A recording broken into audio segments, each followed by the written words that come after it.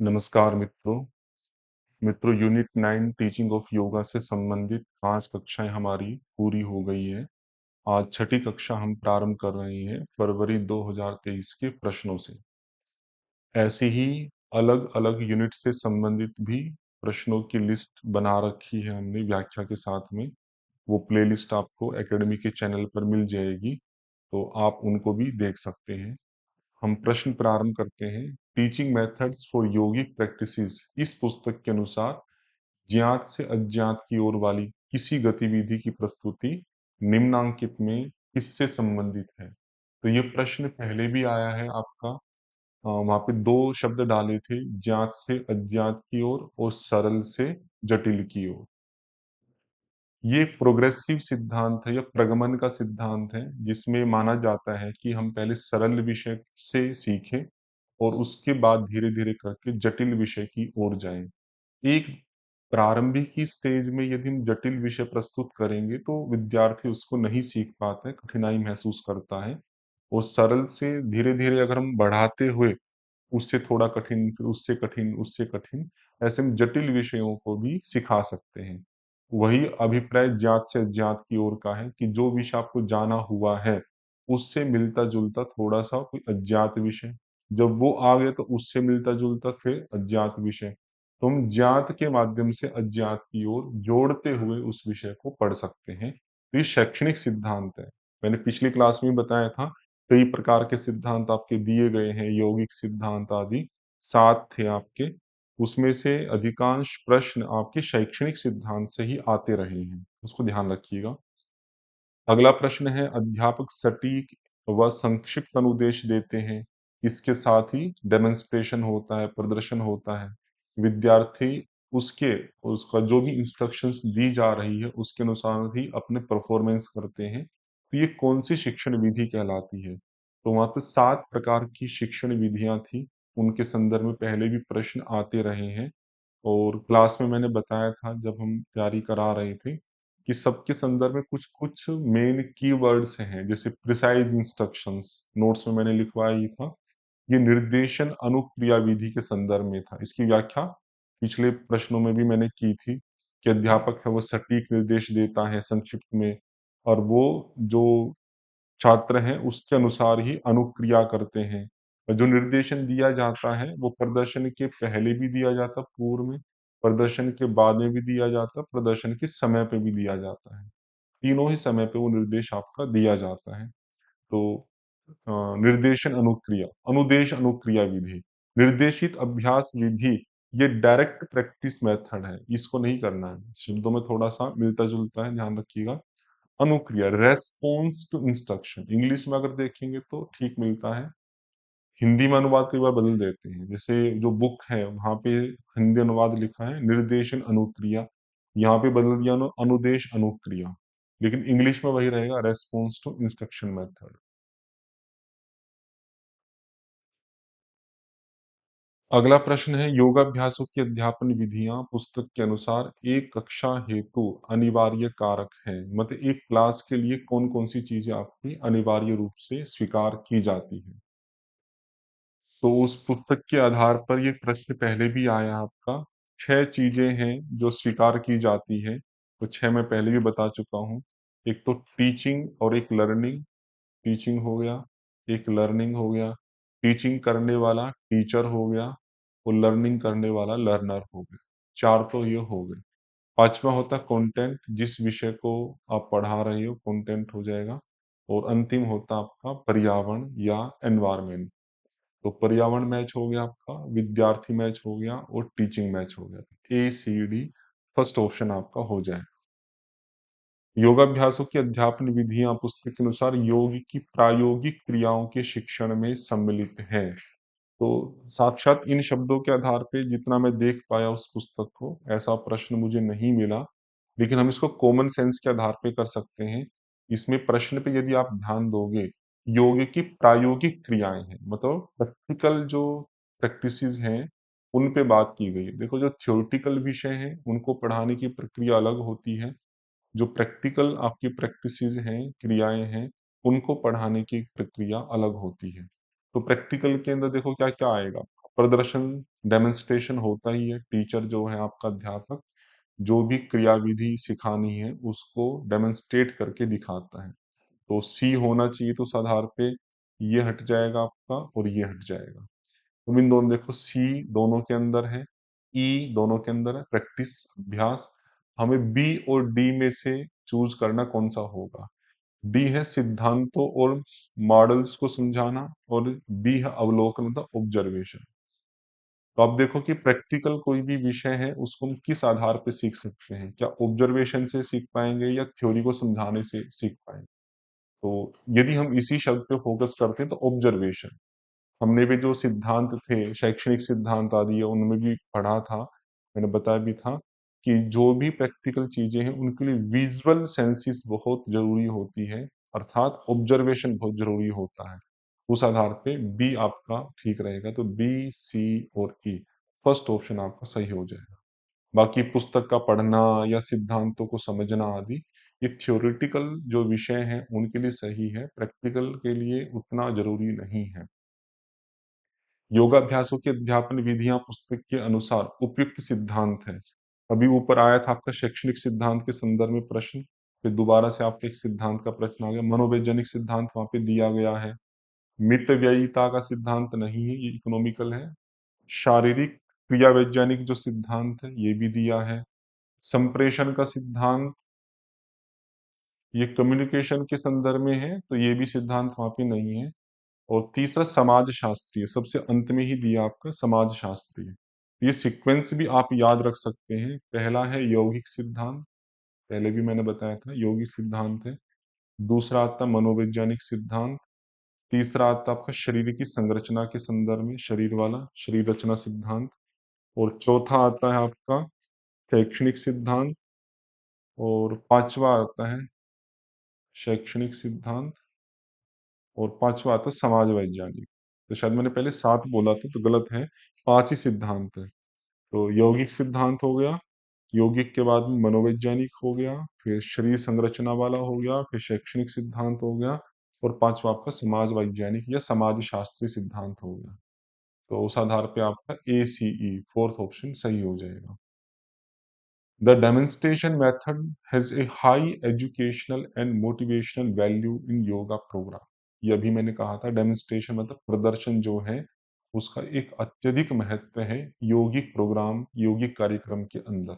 Educational भी और motivational भी, क्योंकि इसको देखकर हम अच्छे से सीख पाते हैं और प्रेरित भी होते हैं।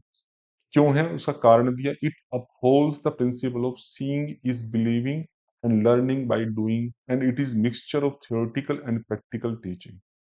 तो सीइंग इज बिलीविंग, डेमोन्स्ट्रेशन जब करता है टीचर किसी यौगिक क्रिया को, अब करके दिखाता है, तो हम उसको देखते हैं, ऑब्जर्वेशन जो ऊपर आया था, तो हम देखकर उसको सीख रहे हैं। तो सीइंग इज बिलीविंग, जब हम देख लेते हैं तो ही हम विश्वास कर पा रहे हैं कि हमें इस तरह से करना है, इस तरह से नहीं करना है। तो इस सिद्धांत को अपहोल्ड, प्रिंसिपल को अपहोल्ड करता है, सही बात है।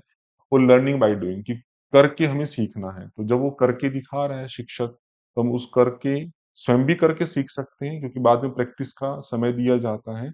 और डेमोन्स्ट्रेशन में जो शिक्षक कर रहा है तो उसको हम देख के लर्न भी कर रहे हैं। तो बिल्कुल सही कारण है, क्योंकि डेमोन्स्ट्रेशन इन दो प्रिंसिपल्स को अपहोल्ड करता है। Seeing is believing and learning by doing most important है, दोबारा भी आ सकते हैं थोड़ा सा चेंज करके, याद रखिएगा। इसमें दोनों ही मिक्सचर, ये भी याद रखें, थ्योरेटिकल भी है आपका और प्रैक्टिकल भी है। ये दोनों सही है और सही व्याख्या भी है।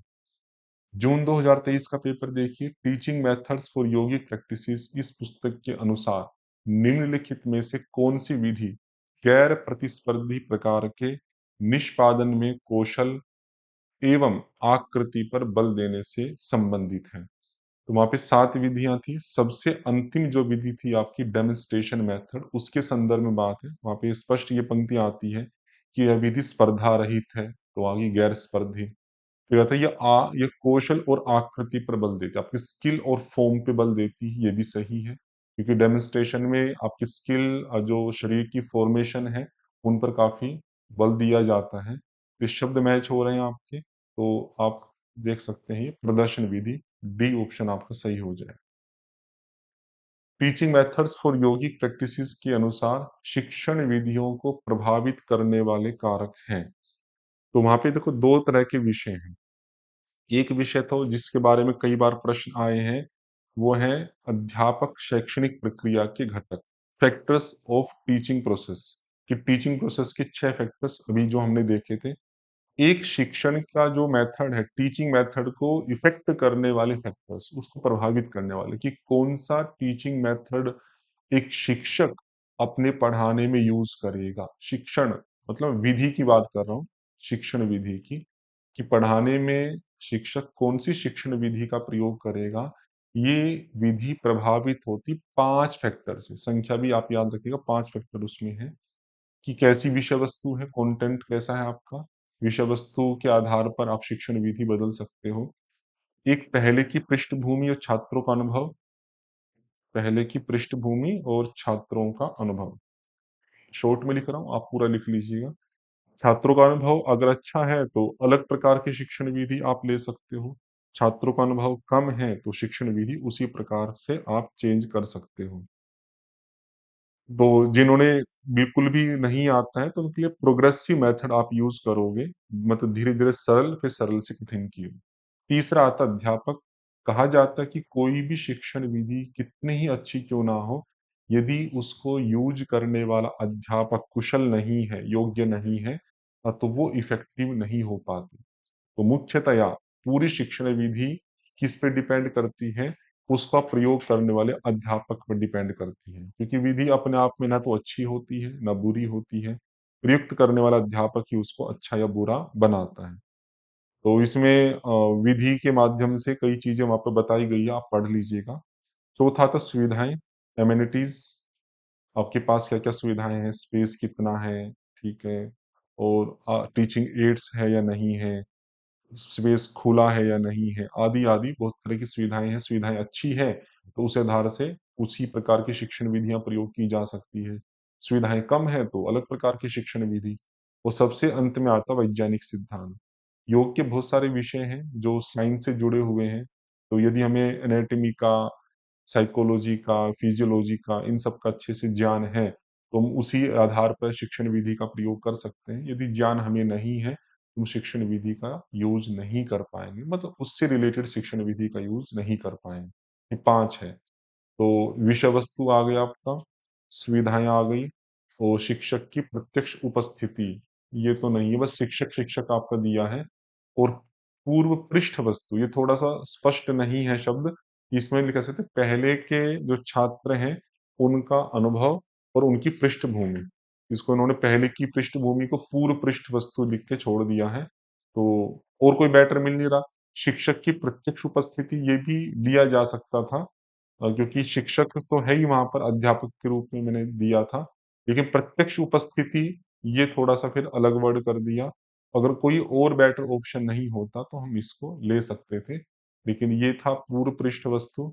और इंग्लिश वर्जन मुझे लगता है कि शायद बेटर होगा, मैं नहीं डाल पाया हूँ इसमें इंग्लिश वर्जन, आप लोग देख लीजिएगा। तो B C D second option आपका सही हो जाएगा। उसी पुस्तक की संप्रेषित योग की उत्तम गुणवत्ता युक्त पाठ्य योजना के सोपानों का सही अनुक्रम चुनिए। तो पाठ्य योजना के अनुक्रम पहले भी आपके आ चुके हैं कई बार, लेकिन इस वाले प्रश्न में कुछ अलग शब्दों का प्रयोग किया गया। जैसे मुख्य बिंदु पहले नहीं आया, विधि निषेध नहीं आया आपका, लाभ वाला भी नहीं आया, लेकिन व्यक्तिगत और सामूहिक अभ्यास ये पहले आ चुका है। और हमें पता है इन दोनों अभ्यासों में पहले व्यक्तिगत अभ्यास के लिए समय दिया जाता है, वे सामूहिक अभ्यास। उस आधार पे सी और डी आपके इकट्ठे होने चाहिए, तो कईयों में दिए हैं, उस आधार पर हम नहीं कह सकते। तो अब हम देखें, सबसे पहले व्यक्ति क्या करता है जो किसी पाठ्य योजना को करता है, तो मुख्य बिंदु पहले रखता है। संप्रेषित योग की उत्तम गुणवत्ता, लेसन प्लानिंग के बारे में बात चल रही है, तो लेसन प्लानिंग में वो सबसे पहले क्या लिखेगा, मुख्य बिंदु, जो मेन मेन बिंदु है उनको। ए आपका पहले आएगा, ए पहले आता है तो उस आधार पे अच्छा एक ही ऑप्शन बन रहा, बाकी सब आपके हट गए। फिर क्या आएगा आपका, विधि निषेध, कि मुझे क्या करवाना है, बच्चों को क्या करना और क्या नहीं करना है, उन विधि निषेध को रखेगा। उसके बाद आपका रखेगा लाभ, कि इन क्रियाओं को करने से क्या लाभ होंगे, क्या लाभ नहीं होंगे, वो बी वाला आएगा। फिर आपका व्यक्तिगत अभ्यास और फिर आपका सामूहिक अभ्यास। तो ए, ई, B, C, D, fourth option आपका सही हो जाएगा। इसको याद रखिएगा, अलग तरह का प्रश्न है लेसन प्लानिंग में, ये क्रम क्योंकि पहले नहीं आया और पुस्तक में भी मुझे साक्षात पढ़ने में नहीं आया, तो आप इसको अवश्य याद रखिएगा। मुझे लगता है दोबारा रिपीट हो सकता है। उस पुस्तक के अनुसार छात्र, according to the book, students क्या हैं आपके इसमें, organise and conduct learning experience, ये पंक्तियां दी है, पंक्तियों के जोड़े आपको चेक करने कौन सा सही है। Guide certain experience, desirous of adjusting with new knowledge. तो इसमें हमें क्या ध्यान देना है, हमें स्टूडेंट्स की दृष्टि से देखना कि जो छात्र है, छात्र क्या करते हैं। तो छात्र का है अपने आप में परिवर्तन करना, कि शिक्षक जिस जिस आधार पर सिखा रहा है, जो सिखा रहा है उसके अनुरूप अपने जीवन में अपने अंदर एडजस्टेशन करना, परिवर्तन करना। वो परिवर्तन चाहता भी है और अपने आप को एडजस्ट करता भी है। तो उस आधार पे 2 ही पंक्तियाँ मैच होती, सी और E. Desirous of adjusting with new knowledge, कि नो जो भी नया ज्ञान शिक्षक की तरफ से दिया जा रहा है, तो वो अपने आप को एडजस्ट करना चाहता है। डिजायर है उसकी कि मैं अपने आप को एडजस्ट कर लूँ, उस ज्ञान को धारण कर लूँ। Adjust himself through the action, ये क्रियाओं के संदर्भ में हो गया, कि क्रियाओं के माध्यम से भी अपने आप के अंदर परिवर्तन कर लेना। तो नवीन ज्ञान के साथ समायोजन के इच्छुक होते हैं, वो कर्म के माध्यम से स्वयं को संतुलित करते हैं। ये भी मोस्ट इंपोर्टेंट पंक्तियां हैं, आगे भी शायद आ सकती है, और नहीं भी आए तब भी आप याद रखिएगा छात्र के संदर्भ में। ये प्रश्न कुछ मिलता जुलता मैचिंग के संदर्भ में पहले भी आया था, लेकिन वहाँ पे ये 2 शब्द नहीं थे, बस एडजस्टिंग का तो था। तो ये छात्र के संदर्भ में एडजस्ट वाला बहुत ही इम्पोर्टेंट वर्ड है, तो इसको आप ध्यान रखिएगा। तो इस पेपर में, इस क्लास में इतना ही रखते हैं, बाकी जो चर्चा है हम अगली कक्षा में करेंगे। ओम शांति।